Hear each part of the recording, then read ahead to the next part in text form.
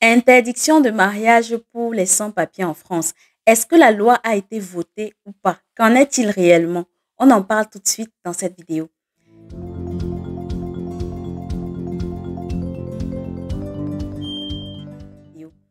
Hello, hello, j'espère que tu vas bien. Aujourd'hui, dans cette vidéo, on va revenir un peu sur la proposition de loi du sénateur Stéphane Demilly qui consistait à interdire aux personnes qui sont en situation régulière en France de se marier.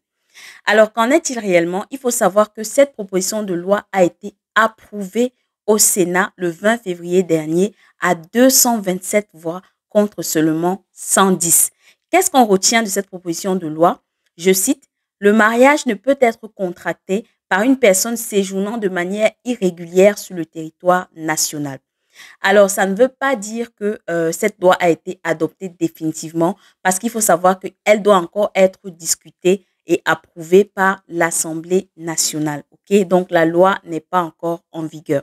Alors, dans mes recherches, je me suis rendu compte qu'il y a un groupe, d'accord, parmi les sénateurs, notamment les communistes et les écologistes, pardon, qui disent que selon eux, cette loi ne va pas passer parce que de un, c'est une loi xénophobe et de deux, c'est une loi anticonstitutionnelle. Selon eux, donc, ce texte de loi attaque la liberté de mariage qui fait partie des droits de l'homme.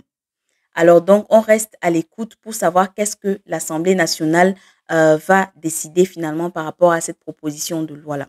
Alors, je suis revenue sur le sujet. Pourquoi? Parce que je vous assure que c'est la première vidéo où j'ai autant de commentaires. Il y a tellement de gens qui m'ont écrit, qui ont commenté sur la vidéo, que ce soit des Français de souche ou des Français naturalisés, qui disaient qu'ils étaient d'accord que cette loi-là passe parce qu'en fait, ils se sont fait abuser, ils ont épousé quelqu'un et ils se sont rendus compte au final que la personne était là juste pour les papiers.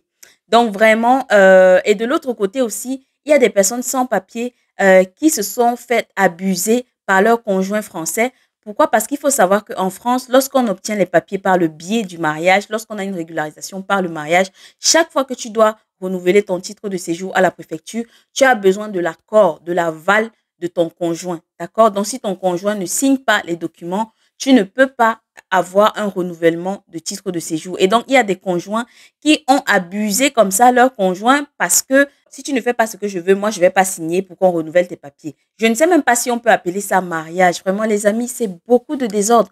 Le mariage, c'est sacré. C'est une institution divine. On n'est pas censé utiliser le mariage comme une plateforme pour obtenir ses papiers ou bien comme une plateforme pour assouvir ses désirs ou faire chanter les gens.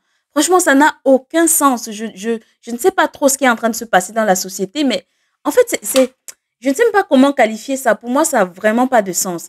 Et en plus, j'ai reçu un message d'un Français qui m'a dit en fait qu'il sortait avec une fille sans papier, voilà, en situation irrégulière, et que depuis l'annonce du Sénat, la fille ne donne plus de nouvelles, elle ne fait plus signe de vie. Il m'a demandé qu'est-ce que j'en pensais.